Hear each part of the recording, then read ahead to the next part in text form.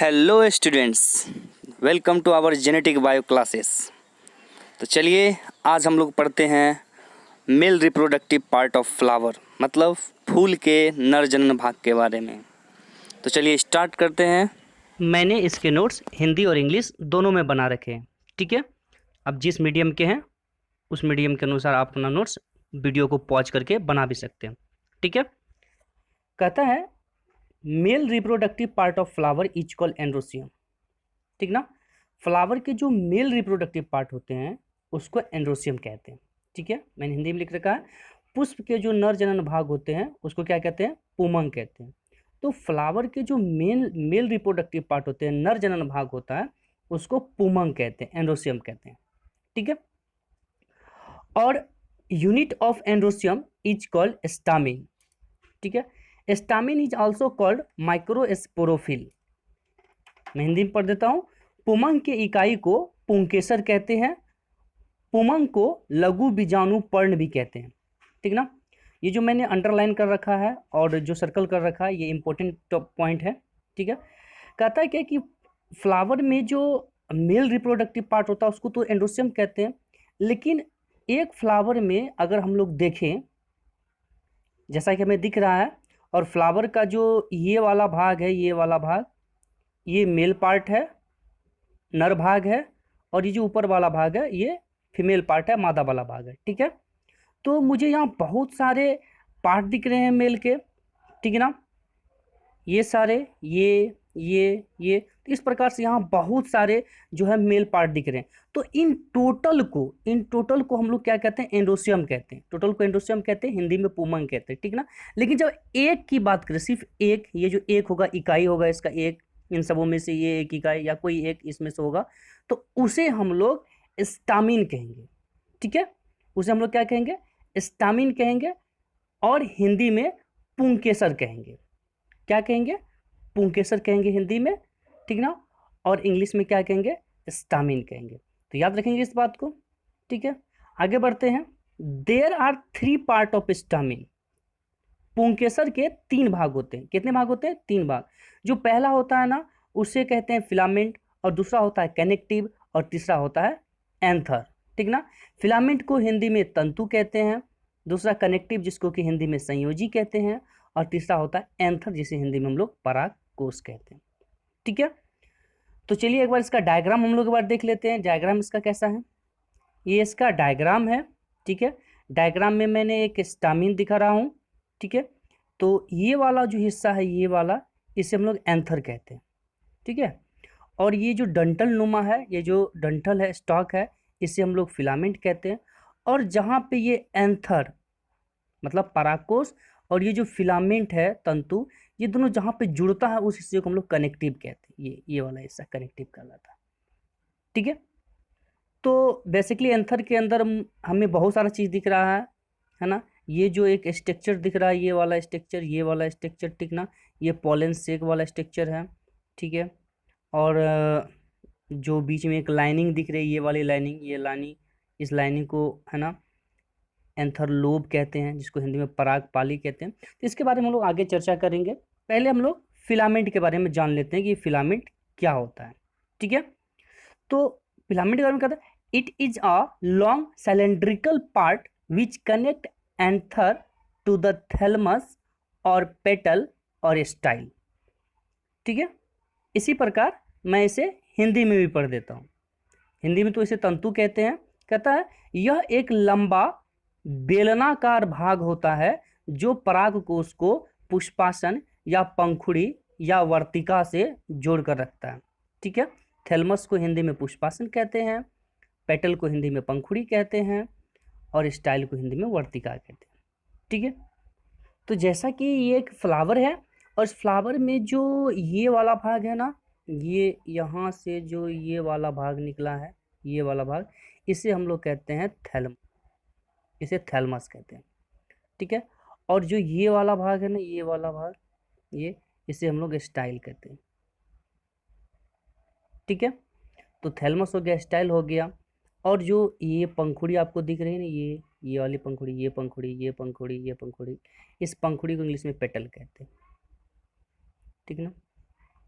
तो ये बेसिकली 3 ऐसे भाग हैं फूल के फ्लावर के, जिससे है ना ये मेल पार्ट, ये जो नर वाला भाग है ना, एंड्रोसियम, जिसकी इकाई को स्टामिन कहते हैं, ये जुड़ा रहता है इन्हीं से। या तो वो पेटल से जुड़ा रहेगा यहाँ इस पॉइंट पे, कॉर्नर पॉइंट पे, ठीक ना, या तो स्टाइल से जुड़ा रहेगा, जैसा कि इसमें आप देख रहे हैं स्टाइल से जुड़ा हुआ है, ठीक ना, या तो थैलमस से। धतूरा जो फूल होता है ना, धतूरा, जिसको कि है ना डेविल फ्लावर भी कहते हैं, तो उसमें अक्सर ना थैलमस से जुड़ा रहता है, थैलमस से या पेटल से जुड़ा रहता है, ये नर भाग, मेल वाला भाग, ठीक है।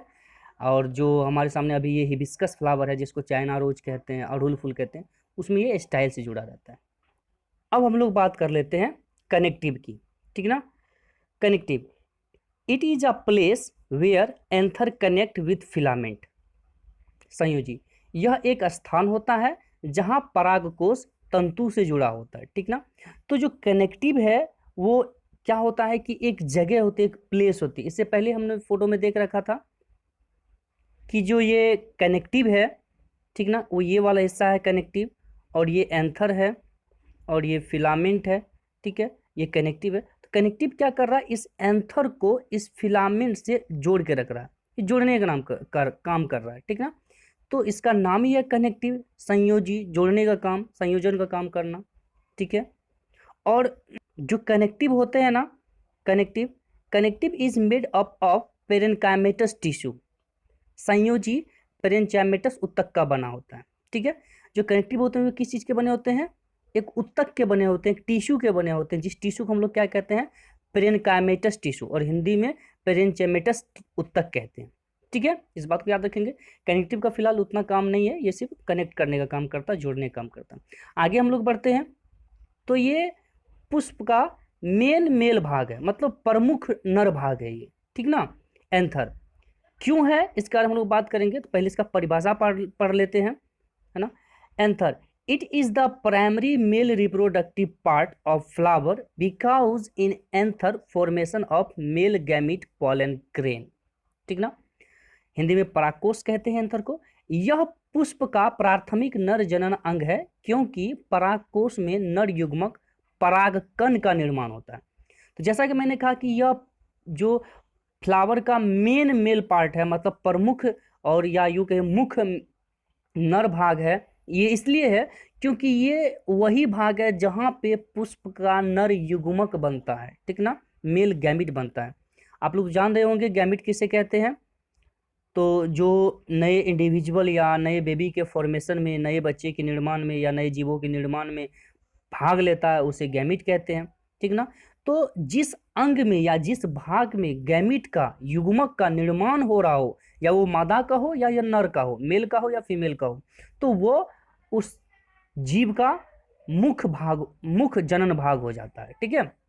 जैसा कि परागकोश जो है, मतलब एंथर जो है, वो मुख्य भाग है किसका, पुष्प का नर जनन भाग है, ठीक है। तो याद रखेंगे कि एंथर पुष्प का मुख्य जनन भाग है। एंथर के बारे में थोड़ा और जान लेते हैं। कहता है it is a bilobe tetragonal oblong knob like fertile part of stamen, ठीक है। मैं इसे हिंदी में भी पढ़ देता हूँ।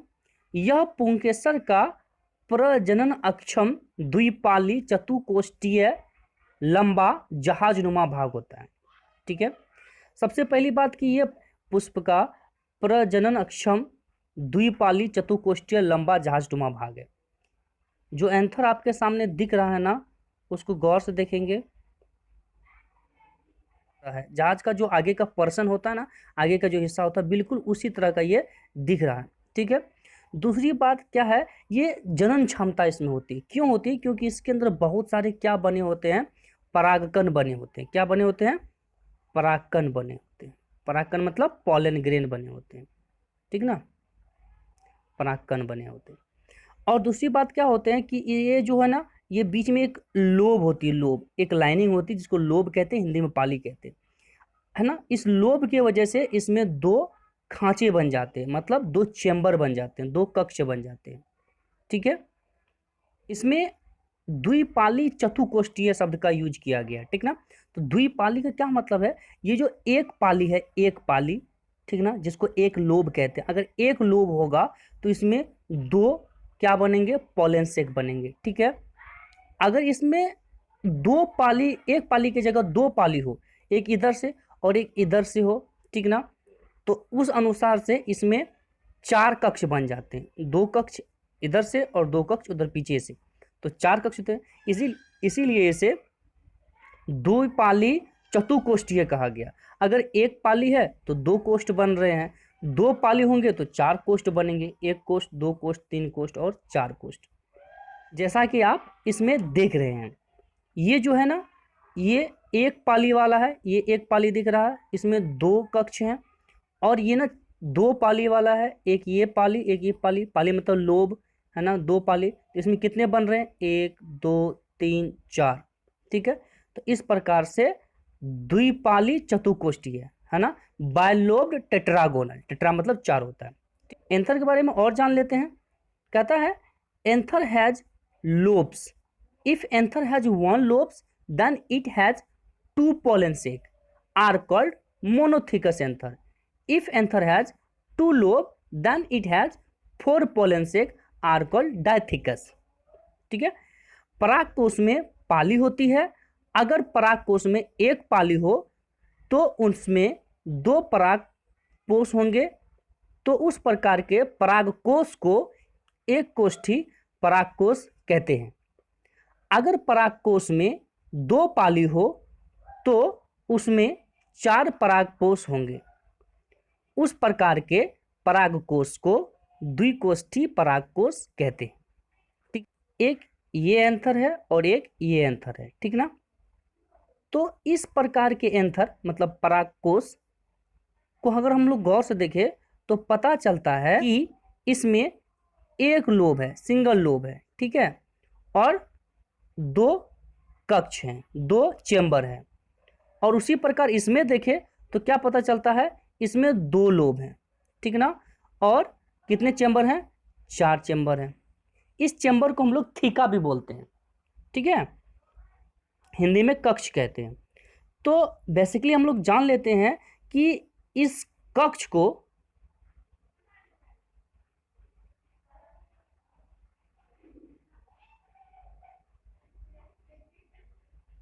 इंग्लिश में पॉलन सैक कहते हैं और हिंदी में परागपोष कहते हैं। तो इस प्रकार से एक लोब वाले, एक पाली वाले एंथर में दो परागपोष बनते हैं और दो पाली मतलब दो लोब वाले एंथर में चार परागपोष बनते हैं। तो इस प्रकार एक लोब वाले एंथर को मोनोथिकस एंथर कहते हैं, हिंदी में एक कोष्ठी परागकोश कहते हैं, और दो लोब वाले एंथर को डायथिकस एंथर कहते हैं, हिंदी में द्विकोष्ठी परागकोश कहते हैं। तो मोनोथिकस के जो उदाहरण होंगे कि मोनोथिकस वाले एंथर किस प्रकार के फूल में पाए जाएंगे, तो वो हिबिस्कस फ्लावर में पाए जाएंगे, चाइना रोज में।